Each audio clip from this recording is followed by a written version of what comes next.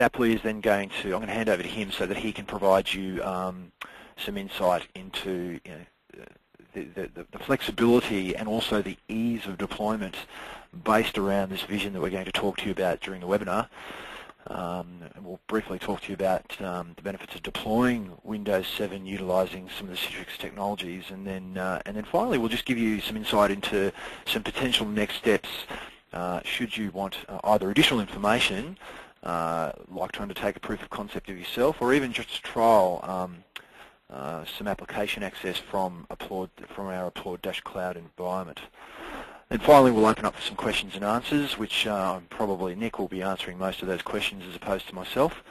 I forgot to introduce myself. My name's Ricky Danielletto. I'm the Managing Director of Applaud, and once again, I'd like to welcome you all to the webinar, and I hope you enjoy it.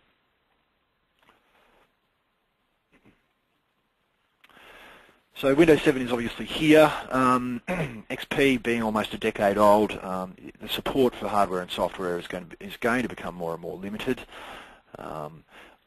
Obviously, there was a little bit of apprehension in the marketplace, should I say, for corporate environments to adopt Vista.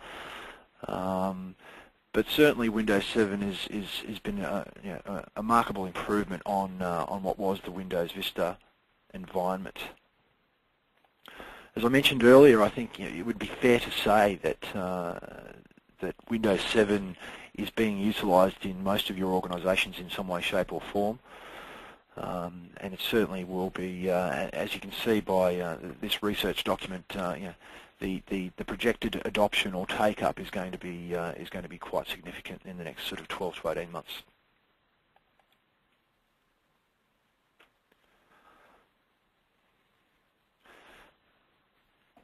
So with any large operating system or significant operating system migration, a number of questions will no doubt be occurring in all of your minds.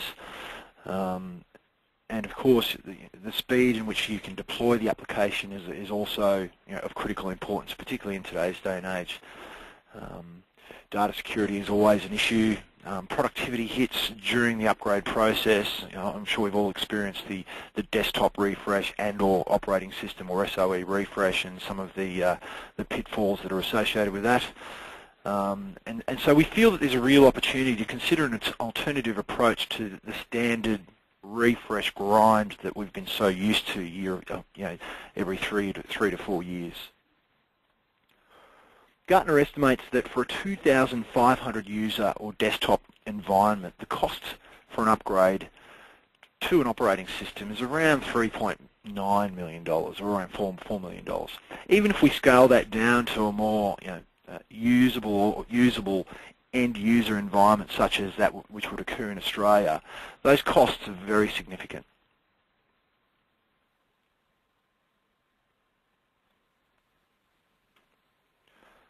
The way we've always done it is we, refresh the endpoints with OEM versions of Windows. Obviously, that's a sunk cost. It doesn't create productivity improvements. There's no TCO benefits. We install that per PC. It becomes time intensive. It's difficult to support, and then it's only available to those users on their personal or their specified endpoints. Further to that, we tie users to PC hardware. The end user is never fully productive unless they're at their primary workstation. It's difficult to implement BYOPC, work from home, or even support contractors. And at the end of the day, there's actually no change to the endpoint data security. PCs continue today, as they would be tomorrow, to be the most vulnerable point in the network. They can be opened up to lost or stolen data. They contain corporate secrets, customer data, or even sensitive personal information.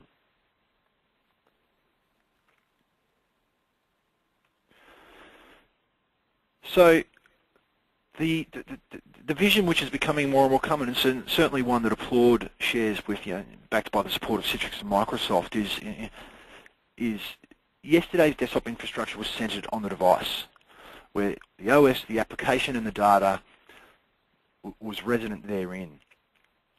But the next new desktop should be delivered as a service to any endpoint on any secured network. The PC always been a depreciating asset. PCs and notebooks become well-featured consumer devices these days, And so an essentially disposable endpoint is an ideal target for your virtualized desktop. Instead of installing the corporate image or SOEs and the associated apps to a physical machine, we believe that a user can log into any endpoint. Now this can be PC, Mac, Linux, even iPhone, and access the desktop assigned to him or her. And they then choose the applications that are delivered on demand.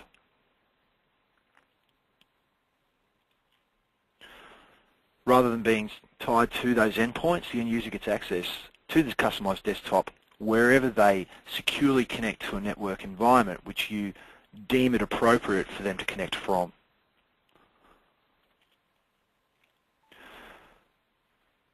And now under the new vision, the new model, all costs are associated with not pre-allocated costs which are fixed and rigid, but actually usage-based costs which provide flexibility, because all of your organisations, I'm sure, have different classes and different levels of users that have differing requirements.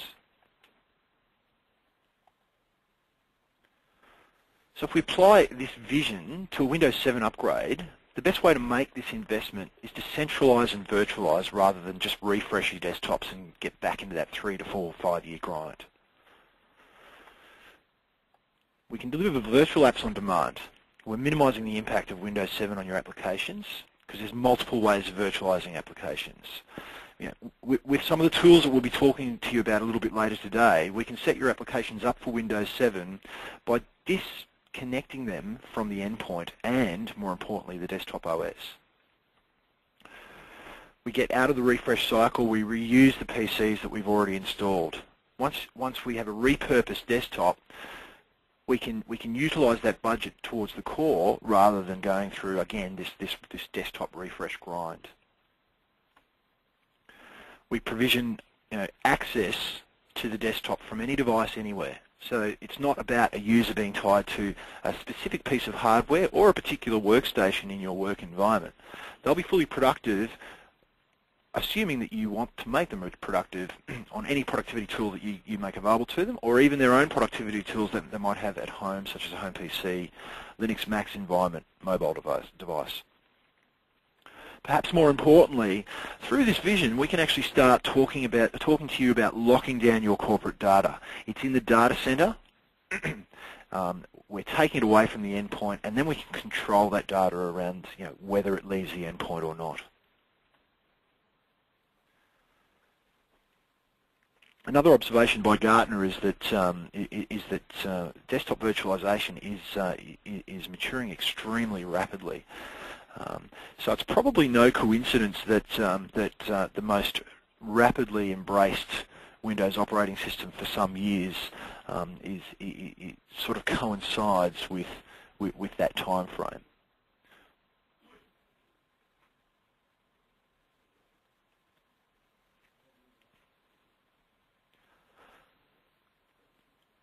So again, in expanding upon the virtualization vision that we're going to be demo and are talking to you about today, it becomes easier to deploy Windows 7, and it does so, we believe, in a significantly lower cost.